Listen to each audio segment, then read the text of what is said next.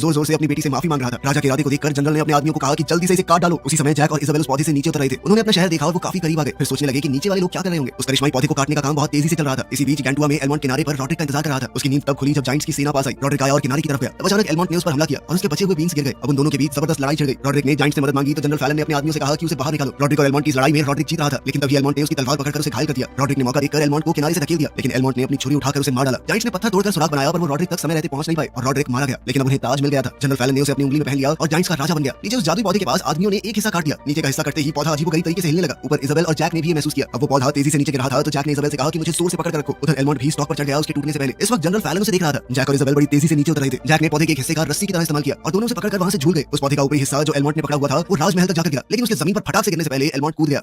राजा इस बात से बहुत दुखी था, ये सोचकर कि शायद उसने अपनी बेटी को खो दिया। पर तभी अचानक जनरल इजाबेल के साथ वहां आया। इजाबेल ने अपने पिता को पूरी कहानी सुनाई कि ऊपर क्या क्या हुआ। राजा ने अपनी बेटी को बचाने के लिए जैक को एक इनाम दिया और कहा कि एक बाप होने के नाते मैं तुम्हारा एहसान कभी नहीं चुका पाऊंगा। अलविदा कहते हुए जैक ने भारी मन से इजाबेल को वो किताब दी ताकि वो अपने दिमाग के किसी कोने में उसे याद कर सके। और फिर जल्द ही राजकुमारी अपने पिता के साथ महल में चली गई। सबको लग रहा था कि अब तो बला टल गई, लेकिन उधर जनरल फैलन को रॉड्रिक के पास से वो जादुई बीन्स मिल गए। उसने उन्हें पानी में फेंक दिया और तुरंत एक और जादुई पौधा उगने लगा। जनरल फैलन ने अपने लोगों को तैयार किया क्योंकि बीन्स उनकी जमीन के बिल्कुल किनारे पर उग रहे थे। पौधे के पूरा उगने से पहले ही जायंट्स उस पर चढ़ने लगे। आखिरकार जनरल भी ऊपर चढ़ गया। जमीन पर जैक ने अपना घोड़ा ढूंढा और जायंट्स को नीचे आता देखा। फिर वो जल्दी से घोड़े पर सवार होकर राजा को खबर देने पहुंचा। उसी पलों में जायंट्स धरती पर पहुंच गए। जैक ने एक मॉन्क से कहा कि जल्दी से घंटियां बजाओ और फिर उसने राजा और इजाबेल के पास जाकर जायंट्स के बारे में बताया। तभी उन्होंने कुछ जायंट्स को अपने पीछे देख लिया। सब लोग शहर की तरफ भागने लगे। जनरल फैलन अब राजा के पीछे लग चुका था। एलमॉन्ट ने सेना और शहर को तैयार किया। तीर कमान से लेकर गर्म तेल तक सब कुछ तैयार किया गया। जायंट्स अब जैक के बिल्कुल पीछे तक आ गए थे। एलमॉन्ट उनके शहर में आने का इंतजार कर रहा था ताकि तेल को आग लगा सके। राजा के शहर में घुसते ही पुल ऊपर उठ गया। जैक कूद गया पर जनरल फैलन भी उसके पीछे पीछे कूद गया था। एलमॉन्ट ने उसे पुल से धक्का दिया और वो तेल में जा गिरा। बाकी जायंट्स शहर में घुसने का इंतजाम करने लगे और फैलन भी पानी के नीचे बचा रहा। उधर एलमॉन्ट ने जैक और इजाबेल को मिलवाया। उसने राजा को बताया कि उस दो मुंह वाले जायंट की उंगली में ताज है। जब तक हम वो हासिल नहीं कर लेते इस मुसीबत से बच नहीं सकते। अभी जायंट्स ने एक बड़ी सी घंटी शहर में फेंक दी और पुल में हुक लगाकर उसे खींच लिया। राजा ने इजाबेल से कहा कि अपने कमरे में जाकर मशाल जला दो ताकि आसपास के दूसरे राजाओं को चेतावनी मिल सके। उसने जैक से कहा कि मेरी बेटी का ध्यान रखना। एलमॉन्ट और उसके बाकी सिपाही पुल को संभालने लगे। इजाबेल ने जैक को एक छोटा रास्ता दिखाया जो जमीन के नीचे मौजूद कब्रों से गुजरता था। जल्द ही वो किंग एरिक की समाधि के पास से गुजरे। वो राजा के कमरे तक पहुंच गए पर तभी उन्हें जमीन के नीचे कुछ सुनाई दिया। जनरल फैलन नीचे से दीवार तोड़कर घुस रहा था। उसे देखकर वो लोग तुरंत भागने लगे। सेना जायंट्स को रोकने की कोशिश करती रही पर जायंट्स ने उनकी सेना को धूल चटा दी। अब जायंट्स शहर के अंदर जलती हुई लकड़ियां फेंक रहे थे। सैनिक जायंट्स के ऊपर भालों से वार कर रहे थे और कुछ समय तक लड़ाई में उन्हें फायदा भी मिला। पर जायंट्स ने वापस हमला किया और उनके हथियार तोड़ दिए।